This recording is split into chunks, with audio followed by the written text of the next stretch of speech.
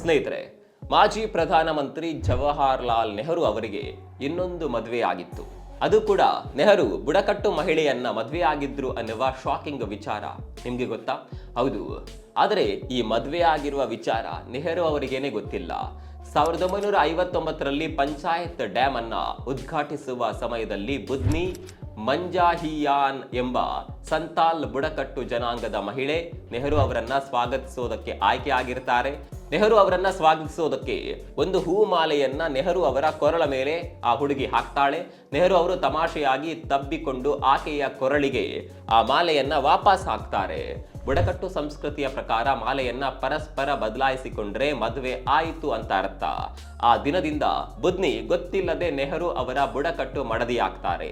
ಈ ಬುಡಕಟ್ಟು ಜನಾಂಗದವರು ಇದೊಂದು ದೊಡ್ಡ ದ್ರೋಹ ಅಂತಾನೆ ಪರಿಗಣಿಸಿ ಹೊರಗಿನವರನ್ನ ಮದುವೆಯಾಗಿ ಟ್ರೈಬಲ್ ಕೋಡ್ ಅನ್ನ ಮುರಿದ್ಲು ಅಂತ ಆಕೆಯನ್ನ ಹಳ್ಳಿಯಿಂದಲೇ ಬಹಿಷ್ಕಾರ ಮಾಡಲಾಗುತ್ತೆ. ತನ್ನ ಕುಟುಂಬದ ಜೊತೆ ಕೂಡ ಬದುಕೋದಕ್ಕೆ ಬಿಡೋದಿಲ್ಲ. ಅವಳು ಕೆಲಸ ಮಾಡ್ತಾ ಇದ್ದ ಕಂಪನಿ ಕೂಡ ಯಾವುದೇ ಕಾರಣವನ್ನ ನೀಡದೆ ಕೆಲಸದಿಂದ ತೆಗೆದು ಹಾಕುತ್ತೆ.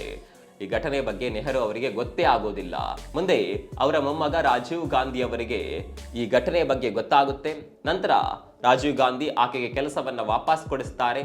ತಪ್ಪೇ ಮಾಡದೆ ಅನೇಕ ಮಂದಿ ಇಂತಹ ಒಂದಲ್ಲ ಒಂದು ತೊಂದರೆಗಳಲ್ಲಿ ಸಿಕ್ಕಿ ಹಾಕೊಳ್ತಾರೆ. ಈ ವಿಚಾರ ನಿಮಗೆ ಮೊದಲ ಬಾರಿ ಗೊತ್ತಾಗಿದ್ದರೆ ಕಾಮೆಂಟ್ ಮಾಡಿ, ಹಾಗೆ ಪೇಜ್ ಅನ್ನ ಫಾಲೋ ಮಾಡಿ.